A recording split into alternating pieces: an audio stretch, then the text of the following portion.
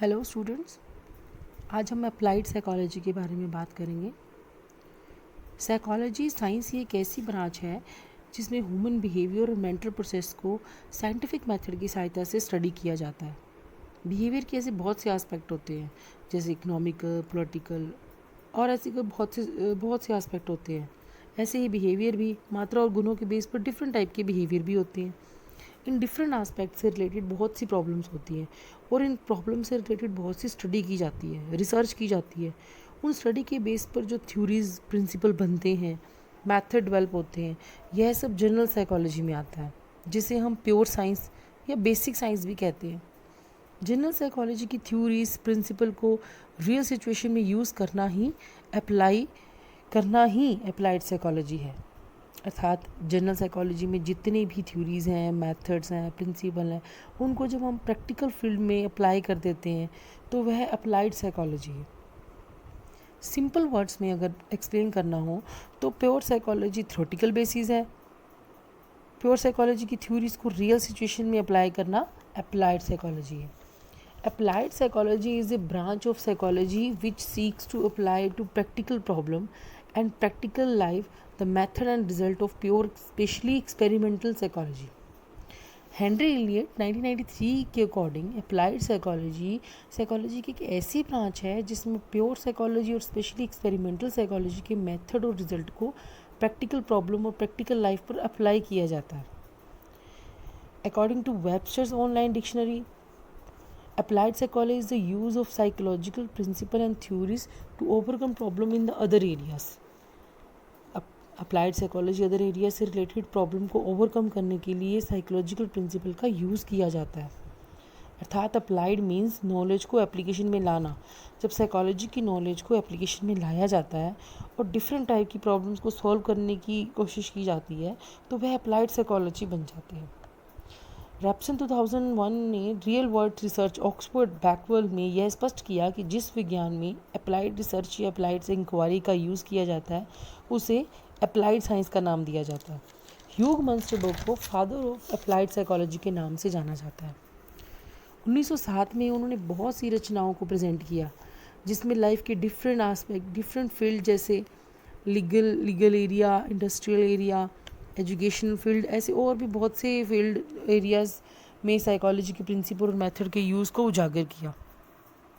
Applied psychology एक ऐसा umbrella term है, ये एक ऐसा विषय है जिसमें वो सब कुछ समाता है जो बेसिक साइंस में जो रिसर्च होती है, उसके थ्योरीज और प्रिंसिपल जो डेवलप होते हैं, उन मेथड्स को, थ्योरीज को जब रियल सिचुएशन में अप्लाई किया जाता है उसे हम अप्लाइड साइकोलॉजी कहते हैं।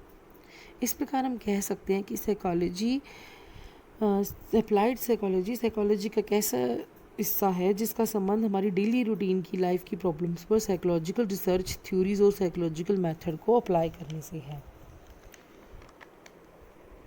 हिस्टोरिकल बैकग्राउंड की अगर बात की जाए, अप्लाइड साइकोलॉजी की हिस्ट्री, अप्लाइड साइकोलॉजी को जन्म तो साइकोलॉजी को साइंस का दर्जा मिलने से बहुत पहले ही हो चुका था। 18वीं शताब्दी में बहुत से लोगों ने साइकोलॉजी से रिलेटेड नॉलेज को यूज़ किया।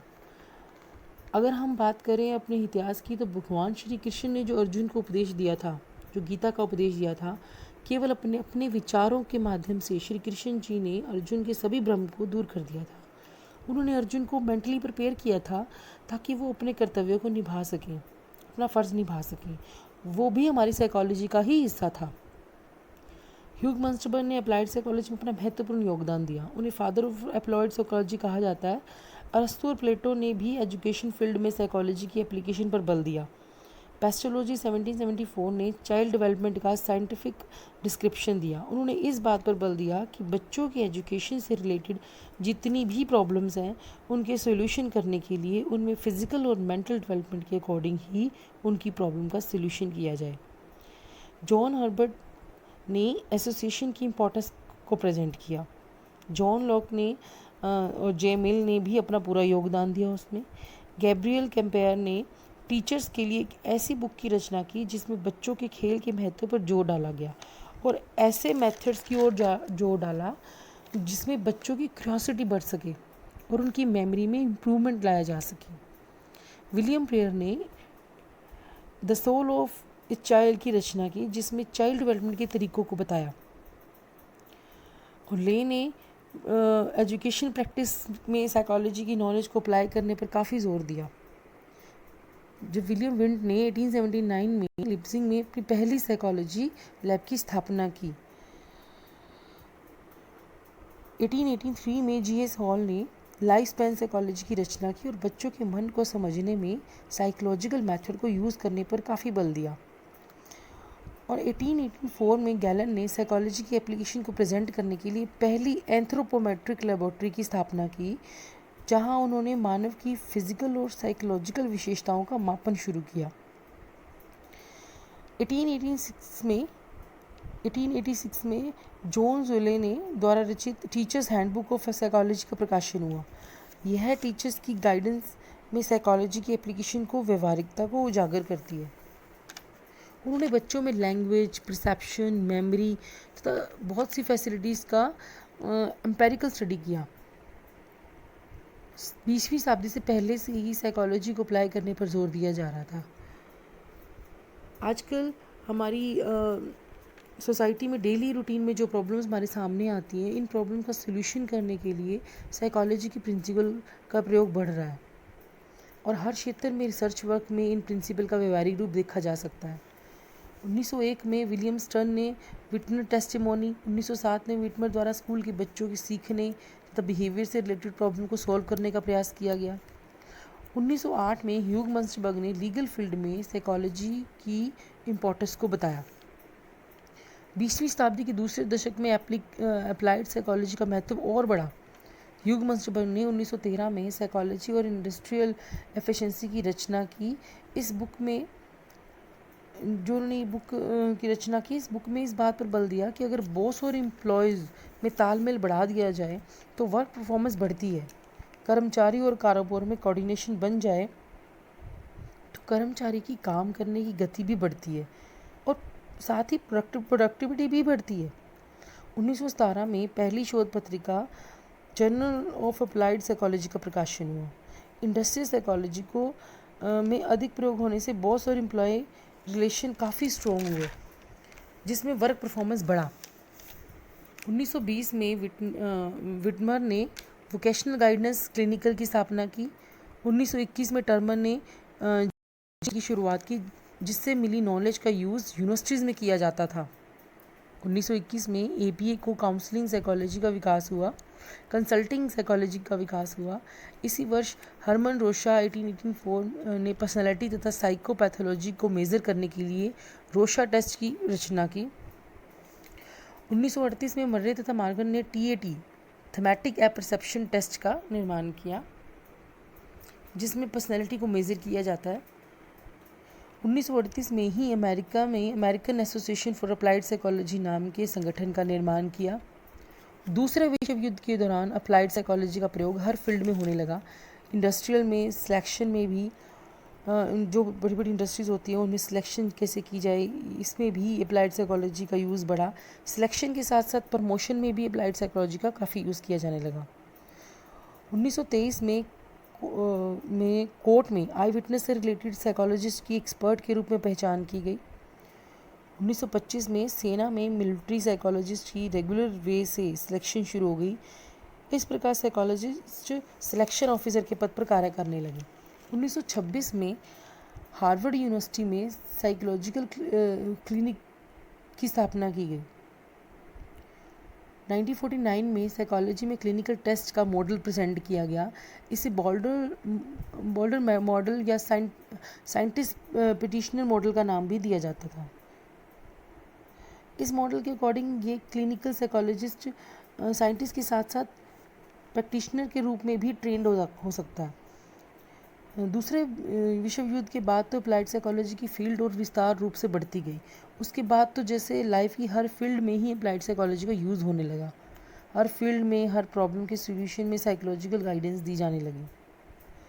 1970 में अप्लाइड थेरेपी के लिए European association for behaviour therapy का गठन किया गया, जिसमें लर्निंग की थ्योरीज का क्लिनिकल ट्रीटमेंट का यूज़ करने पर बल दिया गया। 1978 में हेल्थ साइकोलॉजी के इंडिपेंडेंट फील्ड के रूप में पहचान मिली।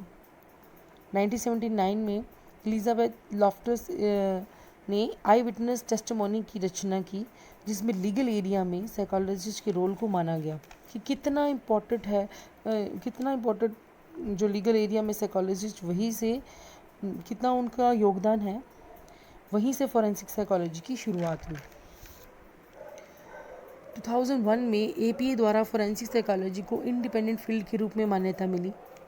इकोनॉमिक साइकोलॉजी और पॉलिटिकल साइकोलॉजी में भी एप्लीकेशन, अप्लाइड साइकोलॉजी में एप्लीकेशन को व्यवहारिकता में काफ़ी हद तक यूज़ किया जाने लगा। ऑर्गेनाइजेशन साइकोलॉजी में, हेल्थ साइकोलॉजी में और सोशल साइकोलॉजी की रिसर्च और मेथड का काफ़ी यूज़ किया जाने लगा। इस प्रकार हम कह सकते हैं कि अप्लाइड साइकोलॉजी के हिस्टोरिकल बैकग्राउंड से हमें पता चलता है कि अप्लाइड साइकोलॉजी कैसे आज के दौर में अस्तित्व में आया और कैसे दिन प्रतिदिन इसका डेवलपमेंट हो रहा है।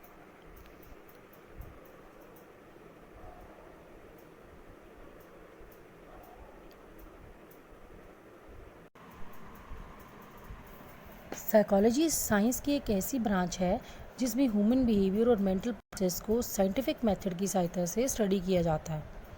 बिहेवियर के ऐसे बहुत से एस्पेक्ट होते हैं, जैसे सोशल, इकोनॉमिकल, पॉलिटिकल, ऐसे और बहुत से एस्पेक्ट होते हैं।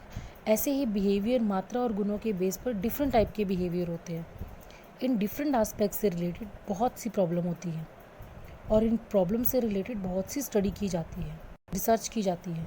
उन स्टडी के बेस पर जो थ्योरीज, प्रिंसिपल बनते हैं, मेथड डेवलप होते हैं, यह सब जनरल साइकोलॉजी में होता है, जिसे हम प्योर साइंस भी कहते हैं। जनरल साइकोलॉजी के थ्योरीज, प्रिंसिपल को रियल सिचुएशन में यूज़ करना, अप्लाई करना ही अप्लाइड साइकोलॉजी है। अर्थात जनरल साइकोलॉजी में जितनी भी थ्योरीज हैं, मेथड्स हैं, प्रिंसिपल हैं, उनको जब हम प्रैक्टिकल फील्ड में अप्लाई कर देते हैं तो वह अप्लाइड साइकोलॉजी है। सिंपल वर्ड में अगर एक्सप्लेन करना हो तो प्योर साइकोलॉजी थ्योरेटिकल बेसिस है, प्योर साइकोलॉजी की थ्योरीज को रियल सिचुएशन में अप्लाई करना ही अप्लाइड साइकोलॉजी है।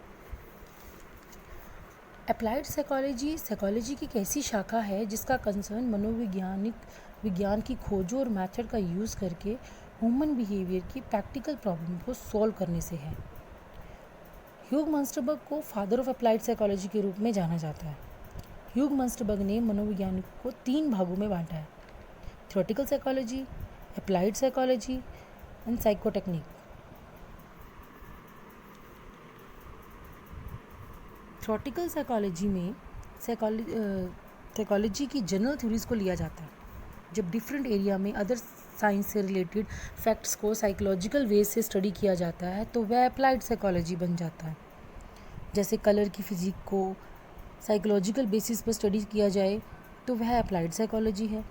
बट जब इन साइकोलॉजिकल मेथड का यूज़ कलर और औषधियों के डेवलप करने और उनका यूज़ करने में किया जाए तो ये साइकोटेक्निक भी होता है। यूरोप में कुछ समय तक तो इसे विचारधारा को माना, पर जल्दी ही इस विभाजन को छोड़ दिया गया। फिर साइकोलॉजी का विभाजन 2 भागों में किया गया: प्योर साइंस और applied science. Pure science versus applied psychology. Applied science. Robson ने रियल वर्ल्ड रिसर्च में यह स्पष्ट किया कि जिस साइंस में अप्लाइड रिसर्च या अप्लाइड इंक्वायरी का यूज़ किया जाता है उसे अप्लाइड साइंस का नाम दिया जाता है। रॉबसन ने अप्लाइड साइंस तथा प्योर साइंस के बीच अंतर को स्पष्ट करने का प्रयास किया। Gaining knowledge, solving problem. Pure science को बेसिक साइंस भी कहते हैं। इसमें उन्होंने नॉलेज को गेन करने पर जोर दिया, जबकि अप्लाइड साइंस में हमारे डेली रूटीन से जुड़े लाइफ की प्रॉब्लम्स को सॉल्व करने में बल दिया। Finding causes, predicting effects. Pure science में किसी इंसिडेंट के कॉजेज़ का पता लगाया जाता है, जबकि अप्लाइड में कॉजेज़ के साथ साथ इफ़ेक्ट्स के बारे में भी प्रिडिक्शन की जाती है। Relations between variables, large effects. Pure science में वेरिएबल के बीच रिलेशन की खोज की जाती है कि कौन से वेरिएबल्स का इफ़ेक्ट पड़ रहा है। इसमें स्टैटिस्टिकल सिग्निफिकेंस का पता लगाया जाता है, जबकि अप्लाइड साइंस में रोबस्ट रिजल्ट अर्थात strong, tough and powerful result लेने के एफर्ट किए जाते हैं। Developing programmes and theories. Development and testing, intervention services etcetera. Basic science में थ्योरीज की रचना करने पर बल दिया जाता है और प्रोग्राम को डेवलप किया जाता है, जबकि अप्लाइड साइंस में यूजफुल इंटरवेंशन को इम्प्लीमेंट किया जाता है और सर्विस प्रोवाइड की जाती है। Laboratory study, field study. Pure science में लेबोरेटरी स्टडी पर जोर दिया जाता है, जबकि अप्लाइड साइंस में फील्ड में स्टडी की जाती है। Research institutions and outside organisation. Pure science की जितनी भी रिसर्च हैं वह किसी न किसी रिसर्च इंस्टीट्यूट में की जाती है, जबकि अप्लाइड साइंस की studies industrial, school, college, hospital जैसे फील्ड में की जाती है। कंसंट्रेंट्स। बेसिक साइंस में कोई भी टाइम लिमिट नहीं होती। इसमें जिस प्रॉब्लम को लेकर रिसर्च करनी है वह टाइम बाउंड नहीं होती, जबकि अप्लाइड साइंस में टाइम लिमिट स्पेसिफाइड होती है, इसकी किराएं टाइम बाउंड होती हैं। Cost constraints. बेसिक साइंस में कॉस्ट कंस्ट्रेंट ज़्यादा नहीं होते, जो होते हैं वो रिसर्च करते समय सरकार से, एजेंसी से नीड के अकॉर्डिंग अरेंज कर लेते हैं, बट अप्लाइड साइकोलॉजी में प्योर साइंस के कंपैरेटिवली ज़्यादा खर्चा होता है।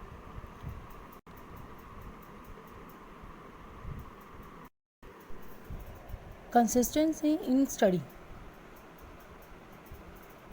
प्योर साइंस में सक्सेसिव स्टडीज़ में हाई कंसिस्टेंसी रहती है, जबकि अप्लाइड साइंस में एक टॉपिक से दूसरी टॉपिक में, एक स्टडी से दूसरी स्टडी में इतनी कंसिस्टेंसी मेंटेन नहीं रहती।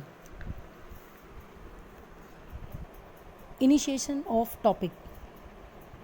प्योर साइंस में रिसर्चर ही अपने टॉपिक को चूज़ करके रिसर्च करता है, जबकि अप्लाइड साइंस में स्पॉन्सर ही रिसर्च के लिए टॉपिक को प्रेजेंट करता है। Specialisation of researcher. Basic science में रिसर्चर अपने फील्ड का स्पेशलिस्ट होता है, जबकि अप्लाइड साइंस में ऐसे जर्नलिस्ट रिसर्चर होते हैं जो एक्सटेंसिव रेंज से फैमिलियर होते हैं और अप्लाइड टॉपिक की जनरल नॉलेज रखते हैं। True experiment. प्योर साइंस में आमतौर पर ट्रू एक्सपेरिमेंट किए जाते हैं, जबकि अप्लाइड साइकोलॉजी में ट्रू एक्सपेरिमेंट ओकेजनली ही किए जाते हैं।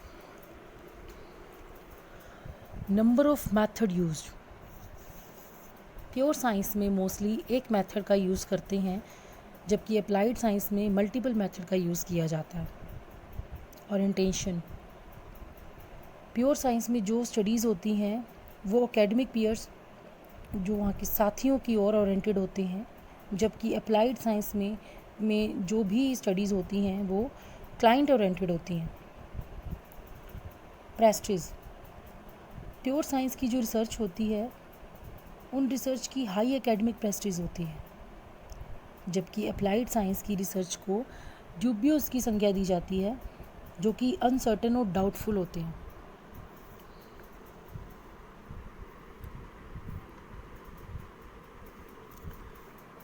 Social skills.